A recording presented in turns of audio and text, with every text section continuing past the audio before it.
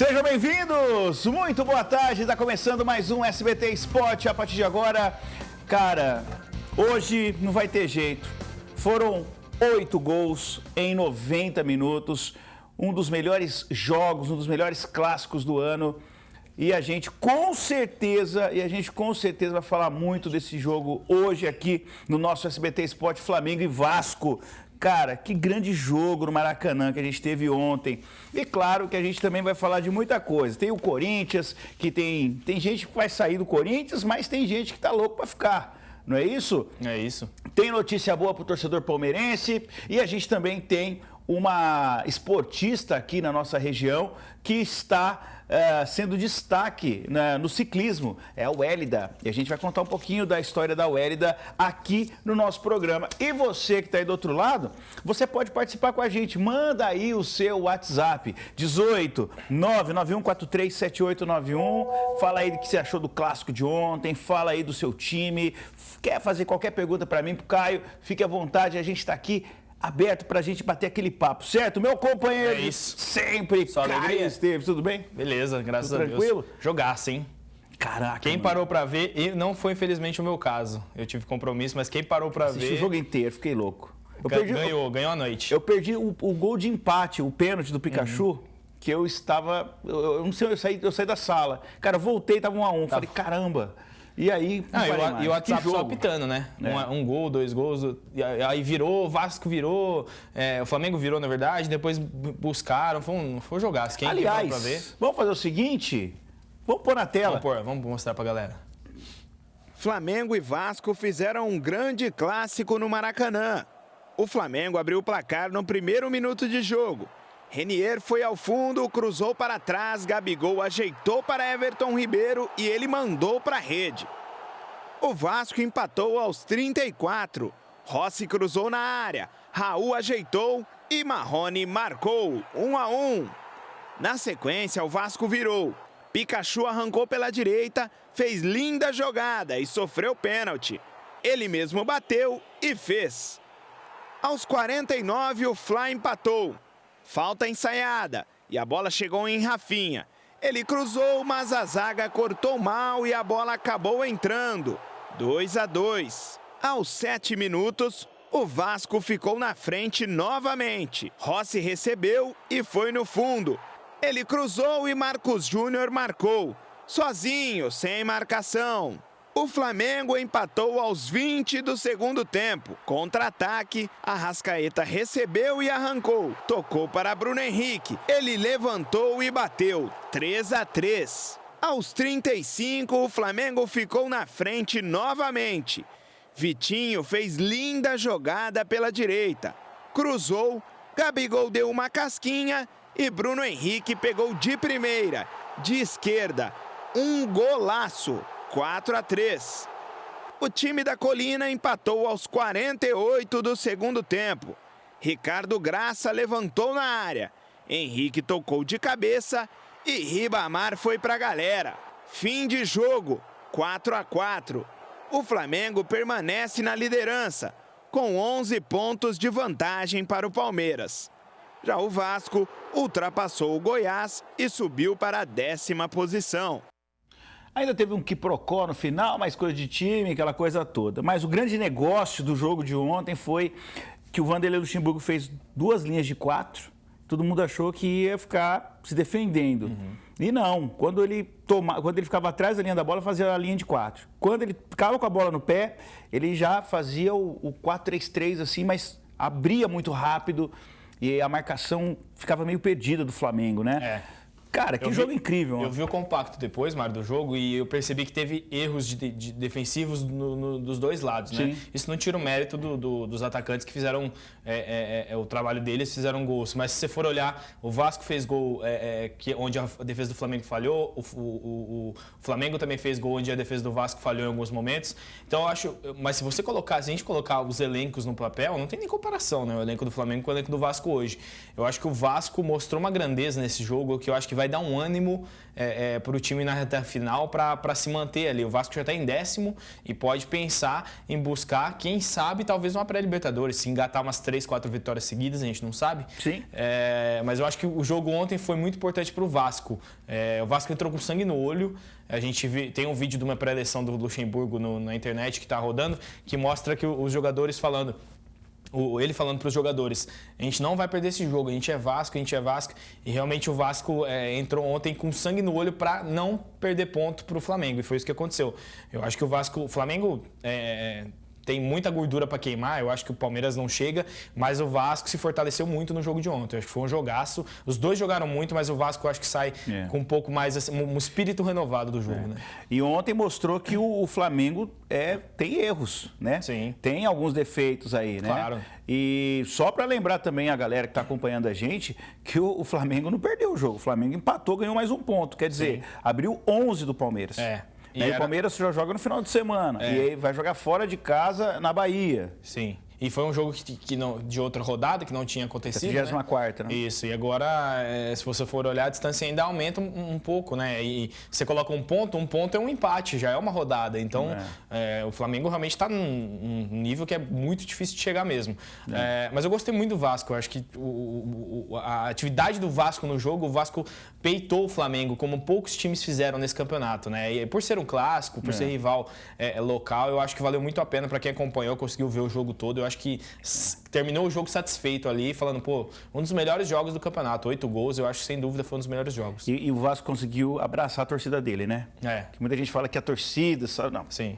Ontem o time falou, vem com a gente, o time trouxe, Vamos falar do Corinthians. O Bozelli, que está vivendo a melhor fase desde que chegou, e ele marcou já 10 gols no ano, tem sido titular absoluto com o Coelho, e agora o jogador falou sobre este momento especial, se fica, não fica. Vamos ouvi-lo. La realidad es que pensar en el año que viene hoy es muy prematuro, más que nada porque nos estamos jugando muchas cosas. Recién hablaba que estábamos jugando el día domingo una decisión, es un partido definitivo para nosotros. Quizá para aclarar un poquito las dudas, ¿no? Porque quizá no se entendió bien lo que yo dije hace un tiempo atrás, ¿no? El tema de hacer una evaluación final y todo eso. Yo lo vuelvo a repetir, estoy muy feliz acá en Corinthians. Jugar en el equipo o en uno de los equipos más grandes del continente americano no se da todos los días. En lo personal no pienso en salir, la realidad es esa, pero bueno, quizás se malinterpretó un poquito por eso que dije del tema de mi familia, que eso es un tema aparte, pero la realidad es que tengo una excelente relación con el presidente, con toda la directoría, y si en ningún momento me pensé en salir del club cuando no me estaba tocando jugar, imagínense ahora que estoy teniendo esa continuidad que yo quiero, estoy haciendo goles. É um bom jogador, já fez a matrícula das filhas nas escolas aqui da capital e tem ganhado espaço, né? E já é o segundo artilheiro no ano do Corinthians, né? 10 gols em 43 jogos, se eu não estou enganado, Mário. E eu acho que o trabalho do Carille nesse ano, não dá para falar dos outros anos, que eu acho que aí é injustiça, mas falando desse ano especificamente, o trabalho do Carille atrapalhava os centroavantes do Corinthians. E aí você pode colocar o Gustavo, pode colocar o Bozelli, o Love que conseguia render um pouco mais, porque é um cara mais solto, é um cara que sai mais da área para jogar. Eu acho o Bozelli um bom jogador, eu acho que ele tem um potencial dentro da área que é muito bom. Eu acho que para ser centroavante do Corinthians ele tem a característica. Só que o problema no esquema do Carille é que a bola não chegava. Então jogar com centroavante no esquema que o Carille armava não fazia sentido. Hoje a gente já vê uma diferença. O Coelho ele já chama mais o ataque, ele já é um cara que trabalha mais com as linhas adiantadas, principalmente do meio campo, mais próximo. E a gente viu contra o Fortaleza, né? 2 gols do Bozelli, já começa a surtir efeito. Eu acho que o Bozelli é uma peça que tem que estar para 2020 e tem que ser aproveitado. É um jogador que não custou barato para o Corinthians, não tem o salário tão baixo e tem contrato, eu acho que tem que ficar e tem que ser aproveitado. Se o Coelho fizer um bom trabalho de agora até a 38ª rodada, fica aquele sentimento que a gente tem um plano B bom no Corinthians? para quem contratou o Thiago? Eu acho que fica. É legal que ele mesmo falou, Mário, que ele não ainda se sente preparado para ser o principal treinador, o treinador do profissional do Corinthians de maneira definitiva. Então é um cara que enxerga, ele tem 36 anos, é um cara novo ainda, então ele enxerga que ele precisa evoluir. Mas eu acho que sim, eu acho que talvez o Corinthians pensando em trazer um cara de dentro da casa, talvez se por um acaso o trabalho com o Thiago Nunes não der certo até o fim do contrato, eu acho que fica ali aquele sentimento, que, mesma coisa mais ou menos que tinha com o Osmar, que era um cara que foi muito bem na base, infelizmente no profissional não conseguiu dar tão certo quanto se imaginava, mas eu acho que o Coelho é um cara que tem futuro, ele já não está no Corinthians faz pouco tempo, faz muito tempo, conhece a realidade do clube, eu acho que essa é uma grande diferença e faz diferença na hora de você ter o trato com os jogadores ali, né? Bom, o Thiago, ele fez alguns pedidos, parece que 2 nomes estão na MLS, que é a Major League Soccer dos Estados Unidos, tem 2 jogadores lá, todo mundo está tentando adivinhar, mas não acha. E eu, na hora que eu falei com a Mira, eu falei que tem jogadores saindo do Corinthians. Tem um listão do Corinthians, né? Provavelmente Pedrinho vendido, Cleison emprestado. Ainda a questão de rumor, acho que vai abrir a janela agora no fim do ano, até acabar o campeonato, pra gente ver. Mas eu imagino algumas peças que já deixem, e o Andrés deixou isso claro, que vai vender alguns jogadores. Eu imagino que o Cleison seja um deles, seja um que não fica. O Pedrinho, acho que precisa ter uma negociação mais complexa, precisa vir uma oferta que vale a pena, é um jogador de seleção brasileira olímpica, é um jogador que o Corinthians valoriza. Então eu acho que existe essa lista, mas eu acho que tem que ir com calma, esperar as propostas chegarem pra gente saber os nomes realmente de quem que vai sair. É isso, fica ligado você que está acompanhando o SBT Esporte, que eu tenho um recado para você que está assistindo aqui o nosso programa. Juntar a galera, dar uma caprichada no visual, tomar uma cervejinha gelada, é uma boa pedida, né? Ainda mais agora, véspera de feriado. Então, a San Martín Bar e Barbearia reúne tudo isso em um só local. Todos os serviços de um barber shop e ainda um estilo clássico americano. A San Martín sabe que cabelo, barba e bigode são coisas muito sérias. E para a audiência aqui do nosso SBT Esporte, preparou promoções exclusivas. Você é pai? Então pega teu filho e vocês dois cortando juntos no mesmo dia, ganham desconto de R$5 em cada corte. Então consulte a equipe sobre os planos de cortes de cabelo, barba mensal e também as vantagens de tudo que a San Martín pode te oferecer. E ainda tem seu horário fixo semanalmente, com preço bem pequenininho, e ainda a San Martín oferece os procedimentos de tintura, alisamento, sobrancelha e barboterapia com ozônio. E para quem vai casar e quer reunir os amigos, fazer um rolezinho diferente no dia do casamento, com fotos incríveis, a San Martín tem um pacotão para o dia do noivo, que vai te deixar relaxado, além de bonitão para o casamento. Então, consulte as condições e planos acessando as redes sociais ou indo pessoalmente conhecer a San Martín Bar e Barbearia, que fica lá na Duque de Caxias 2501. Fica pertinho ali da Avenida Saudade. Agende seu horário pelos telefones 18 981 16 26 69 ou 3301 0077. San Martín Bar e Barbearia. Lá é legal, hein? Lá é show de bola. Vamos pro rápido break, a gente volta já já com mais SBT Esporte. Ainda a gente vai falar de Palmeiras, vamos falar da Wélida e muito mais. Fica aí.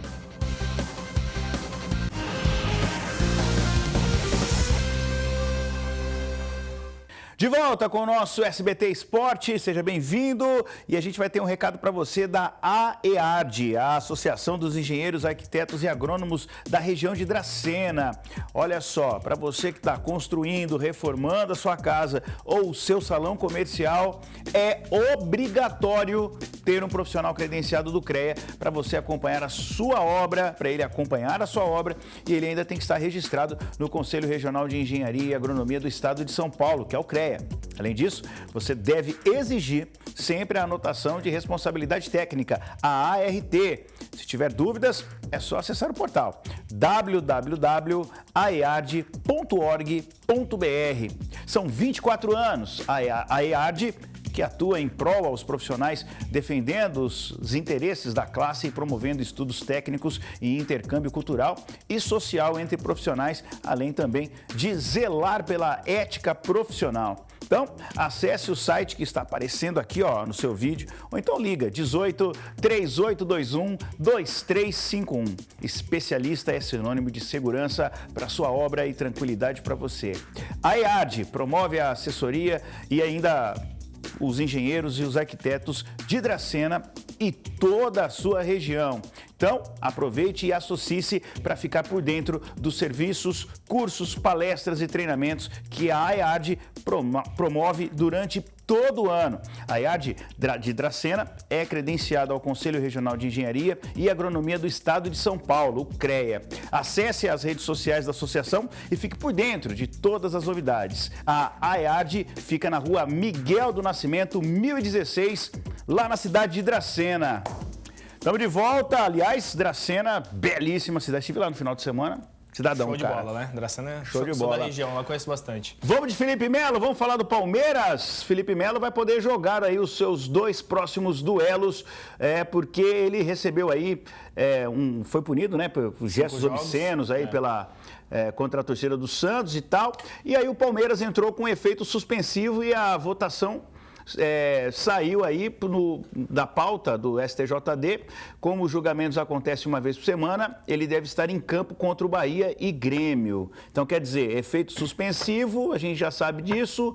O Edmundo já jogou com efeito suspensivo uma final de campeonato pelo Vasco, tomou um cartão, acho que ele até forçou o cartão para ser expulso, não lembro disso. Você lembra? Teve uma final contra o Palmeiras ou contra o São Paulo. E aí ele estava também na situação do Felipe Melo aí. É comum até, né? Então o Brasil é o país do efeito suspensivo. Essa questão do efeito suspensivo é até comum, acontece, a gente já vê, pelo menos todo ano eu vejo casos assim. Mas eu acho, Mário, que o Felipe Melo pegar 5 jogos por aquela punição, eu acho um pouco injusto. Eu acho que ele deveria pegar realmente 2 a 3 jogos. Tudo bem que merece punição, ele fez um gesto obsceno e realmente eu acho que é cabível de punição, mas 5 jogos é muita coisa. 5 jogos aí você dá para uma agressão, para um caso mais sério, e não foi esse o caso do Felipe. Eu acho que contou muito a questão do fator dele ser reincidente, dele ser um cara que costuma estar envolvido em polêmicas, para ter uma punição mais pesada. Nesse caso aí, dele ficar os 2 jogos e agora jogar contra o Bahia, eu acho que é justo. Vamos lá, olha, vamos contar uma história legal aqui. Essa é boa. Essa história é legal, mas não vai dar tempo, né, Rafa? Não vai dar tempo de a gente contar? Vai, então vamos lá. Vamos contar a história da Wélida, que é uma ciclista aqui de Araçatuba, aqui da região, e que vai receber um prêmio muito legal aí da sua categoria pela galera da Associação de Ciclismo Brasileiro. Aliás, vamos ver a matéria, que é muito legal.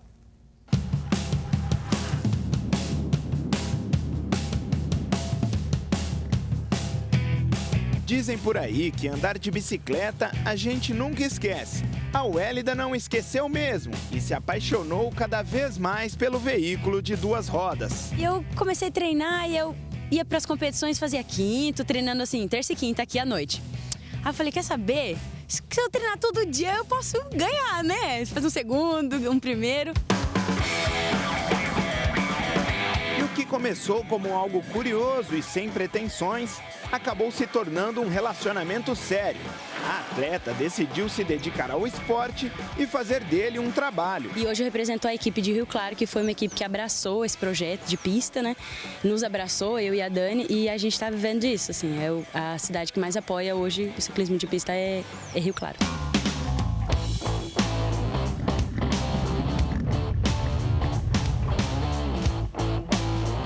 Uma rotina de treinamentos, alimentação diferenciada, vida longe de casa e muitas viagens. Tudo isso resultou na escolha de Wélida para a melhor ciclista de sua modalidade.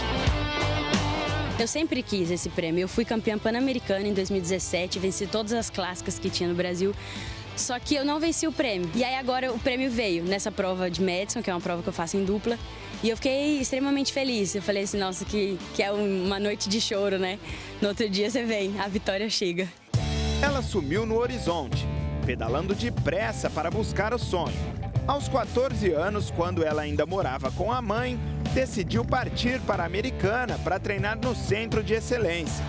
O pai, que morava em outra cidade, ficou de cabelo em pé quando veio visitar a filha e soube da notícia. Eu liguei para minha esposa, aí minha esposa falou assim, respira, calma, liga para Solange, então pergunta para ela. Aí dei aquele tempo, falei, Solange, cadê o Wélida? O que aconteceu? Não, porque ela não te falou nada. Falei, não, porque ela me conhecia. Ela sabia que eu ia levar um susto, né? A mãe já sabia que a filha queria viver do sonho. Apoiou mas também ficou um tanto quanto preocupada. Hoje é um orgulho, né? Graças a Deus ela foi se destacando cada vez mais, foi conseguindo os objetivos dela, né? Com muito esforço, muita disciplina, porque ela quando vem para casa, ela não traz roupa, mas a bicicleta é a roupa dela. Onde que ela vai, ela carrega essa bicicleta. Para chegar cada vez mais longe na carreira, o Hélida tem um duro cronograma de treinos. Ela cumpre tudo direitinho, mesmo à distância. O treinador consegue acompanhá-la através da troca de dados do GPS e do medidor de potência, instalados na bicicleta. Hoje eu fico feliz porque ela está vivendo disso e chega onde ela precisa chegar. Nossa, ela é meu orgulho. Eu amo ela, é muita felicidade. Eu fico até emocionada, né? Porque é meio difícil, né? Mas ela tá alcançando os objetivos dela.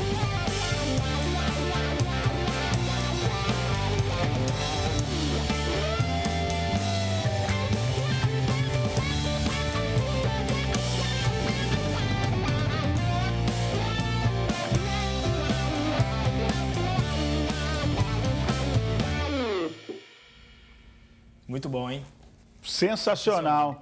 E ó, rapaziada, se você quiser rever o nosso programa, vai estar disponível lá no nosso tela2.com.br, nossa plataforma digital. A gente se fala. Até amanhã. Tchau. Até mais.